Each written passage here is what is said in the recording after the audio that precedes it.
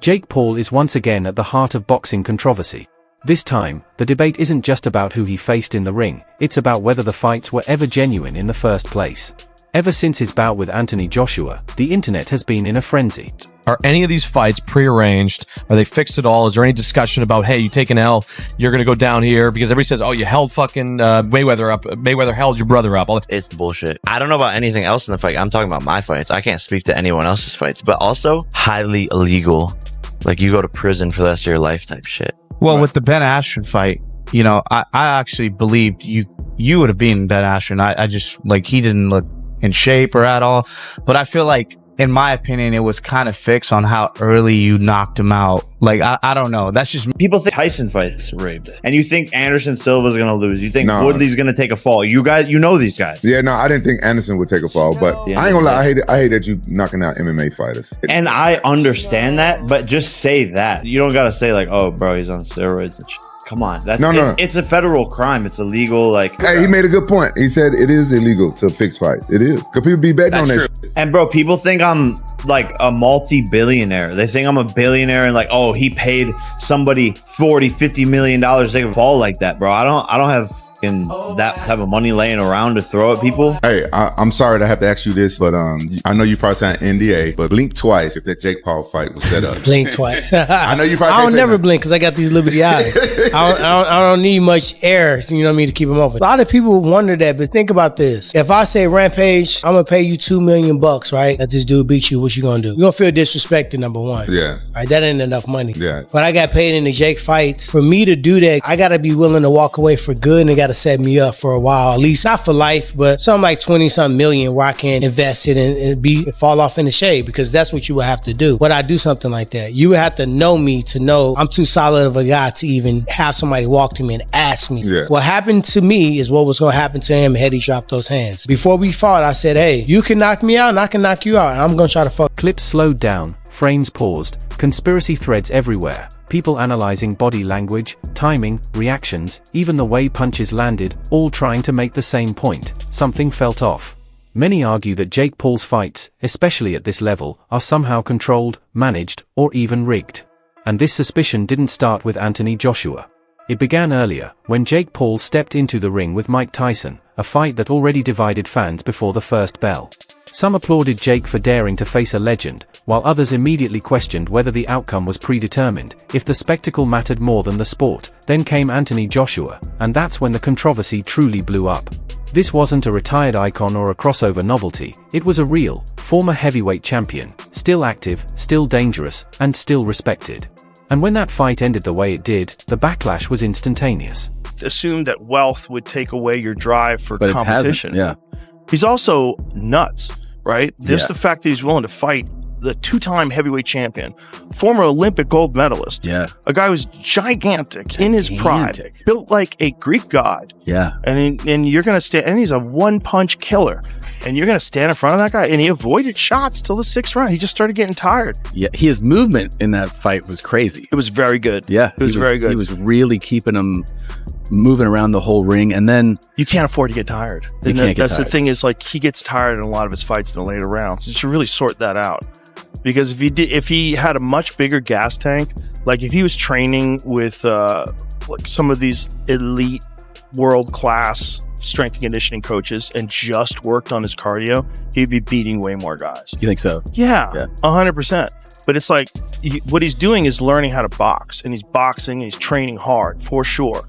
But to get that world-class gas tank, you need like a Sam Calavita, you need like a Nick Curson, you need like these plyometrics experts that got heart rate monitors on you, and they're checking when your recovery is ready and go. Yeah. And you're fucking yeah. You need guys monitoring your recovery, monitoring your heart rate variability, your VO2 max. I couldn't believe it. I don't know. And maybe he is. Maybe I'm wrong. Maybe he is doing that. Mm-hmm. But what Jake's jaw. And his teeth look a bit removed as well. Yeah, his teeth have come out of place. But credit to him, he done well. But I told him what was going to happen, but it just took 6 rounds to do that. People will criticise you for going 6 rounds with Jake Paul. How do you feel about that? I deserve it. Well, most people wouldn't have the balls ever to step in a boxing ring to bring in their life. He stepped in a boxing ring with one of the baddest men on the planet, who's 40 pounds heavier than him and 6 inches taller. That's insane. He's one of the most skilled fighters on the planet. My brother, as a fucking YouTuber, went 6 rounds with him in a fight with a broken jaw and rolled ankle. I'm so proud of him. That was just unbelievable. I saw you talking crap to AJ at one point. I was trying to get his head. I think I pissed him off. I was just saying fuck that shit. I love AJ. Yeah. But bro, I saw you going on the fight game. I was talking so much. But I just pissed him off. Then he broke my brother's jaw. Fuck this guy. Broke his jaw, huh? Yeah, his jaw's fucked. Yeah. He don't care though. Jake's having a fucking blast. Yeah. We'll see him back again for sure? Yeah, for sure. Thank you, Logan. Fans claimed Joshua carried him. Others said Jake was protected. Some even went so far as to suggest the entire thing was scripted for maximum profit with minimum risk. Now, here's the key point. This channel does not claim Jake Paul rigs his fights. But the conversation is real, and it's loud. What fuels it most is Jake Paul himself. He doesn't shy away from the noise, he leans into it, laughs at it, and dares people to prove it. In doing so, he keeps the spotlight exactly where he wants it, on himself. The truth is, Jake Paul has achieved something no one else in boxing has managed in years. He has blurred the line between sport and spectacle so thoroughly that people aren't sure what they are watching anymore. Is it elite competition? Is it entertainment? Or is it both? That very confusion is now his brand. But now comes the real challenge. What's next? After facing Mike Tyson and Anthony Joshua, the bar is unimaginably high. You can't step backwards, fight nobodies, or fake it anymore. Every next opponent must be bigger, scarier, and more legitimate, or the accusations of rigging will only get louder. Anthony Joshua hits you with probably his hardest shot that we've seen drop every other single fighter that he's fought. Yeah. And he hit you in the face, and not only did you not get knocked out, you dropped and said, wow. I was like, wow, that was nice. I was on the ground, I was like, that was a good shot. Dude, did he surprise you with his power?